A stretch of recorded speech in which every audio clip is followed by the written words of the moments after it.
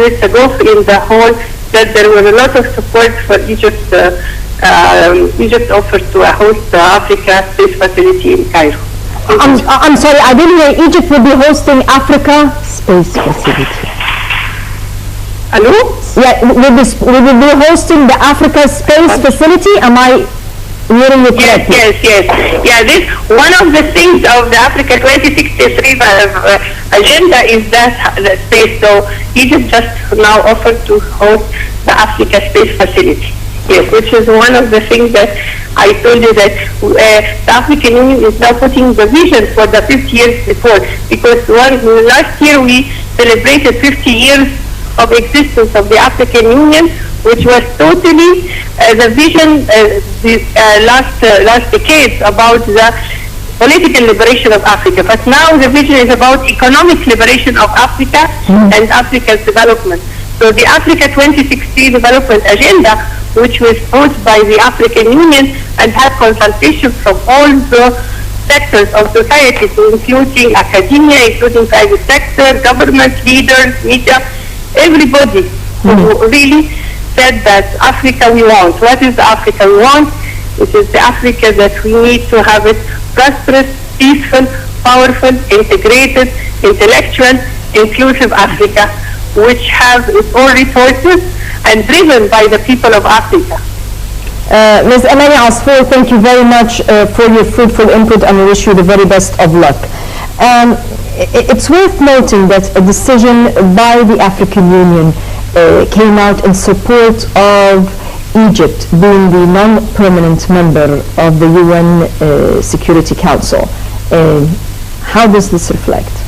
Well, of course, Egypt needs a lot of support to get this seat of non-permanent seat in the Security Council, and that is why we seek the support of the African Union.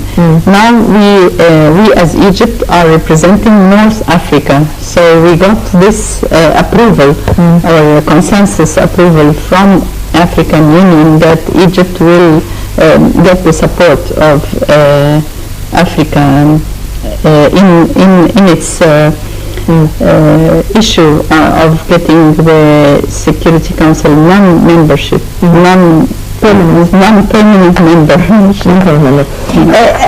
A development which we heard of today, and that is that during the Libyan session addressing this situation in Libya, we believe that Egypt, the United Arab Emirates, Sudan, Saudi Arabia, and the Libyan representative walked out of the session, and Guinea and the UN and the US envoy did not actually attend, and that is basically because they discovered that the AU executive committee or board invited Qatar and Turkey to participate in the session.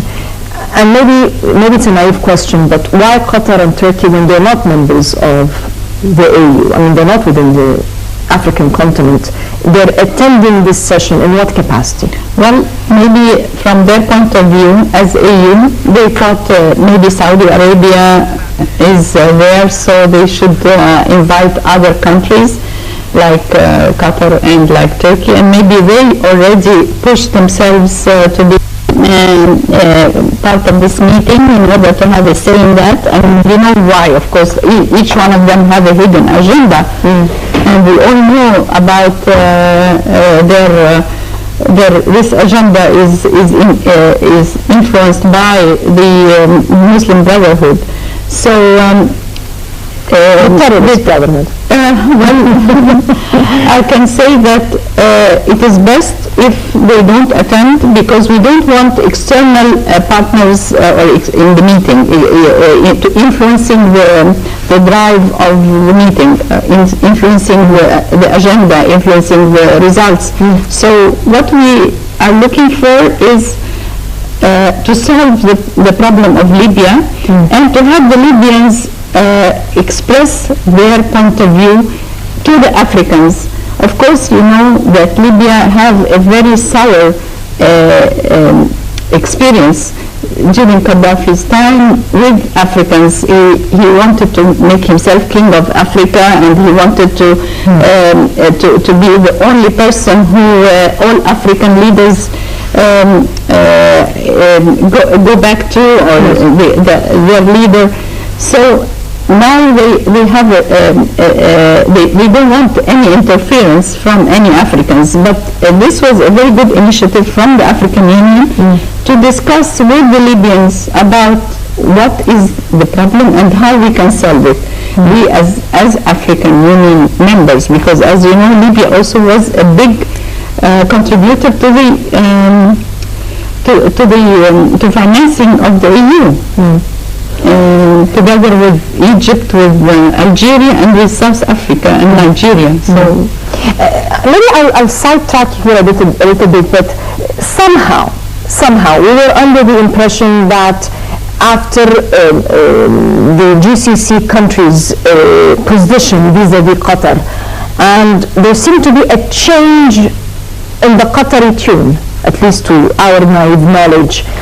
Somehow it seems that this was superficial, because when you look at policies on the ground, it doesn't seem like things have really changed with Qatar. It still is not adopting a position maybe in favor of its Arab neighbors.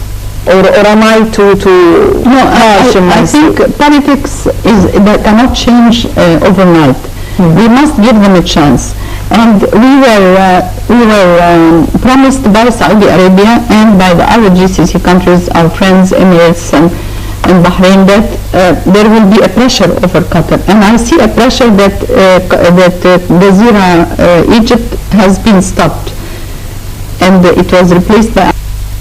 Now, but Jazeera is still, I mean, the statements today about what's taking place since the fourth revolution have not stopped at all. Well, you cannot change, as I said, overnight, but maybe gradually, maybe, because as you see, we as Egyptians, we have a big, also Egyptians living in Qatar, and they are treated in a humane way. So we don't want also to have another problem of Egyptians kicked out of Qatar, and that is why I want to say that we have to have a balanced policy towards any country, even if it is against us, even if it is if the media, providing it's not jeopardizing our national security. Yes, that is exactly what I want to say. That we should, for instance, our immediate neighbors, Libya, Syria, and Israel, and of course Palestine, we have to really have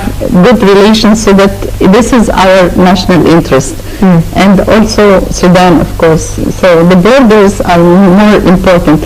But Qatar is such a small country, and we really are much bigger than to really quote on Qatar what its actions is. It's a very small country, very dramatic state, trying to play a bigger role. If we go back to the African relations, and maybe I'll scratch the fact that you were a member in the COMESA before. Why is it that we have let the African file slide from our hands for some time?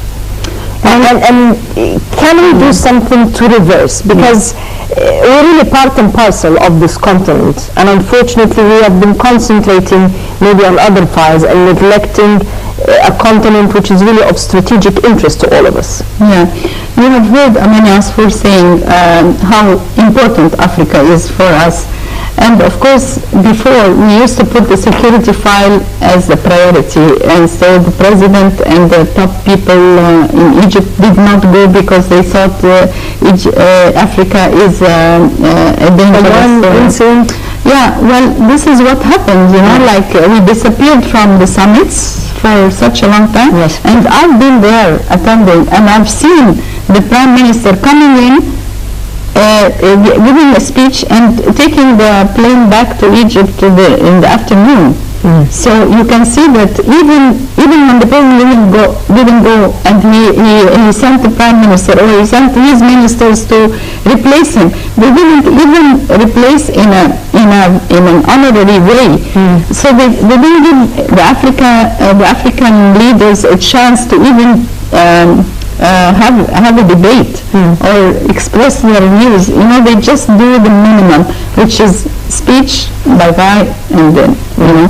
So I feel that it is our problem, it is our mistake that this happened, and it will not happen, it will not revert after 30 years or 20 years of disappearance. We should start slowly to involve ourselves again in all the African issues and be peacemaking. Like we have to involve ourselves in the mediation. You know, there are many problems in Africa, and we as Egypt, we used to do that kind of role, to mediate for peacekeeping or peacemaking. And of course, we have a lot of confidence. I mean, many leaders have a lot of confidence in Egypt. And with Ethiopia, we have to start with confidence-building measures, just by sending popular diplomatic missions and receiving their missions and trying to have the two peoples get together and speak the same language. So our problems could be solved. One of the visions for Africa 2063 is a unified, self-reliant Africa. Somehow I question, how can we have this self-reliant Africa when intra-African trade, according to statistics of 2014, ranges between 10 to 12%? Well, Africa has excelled in this even more than Egypt's vision.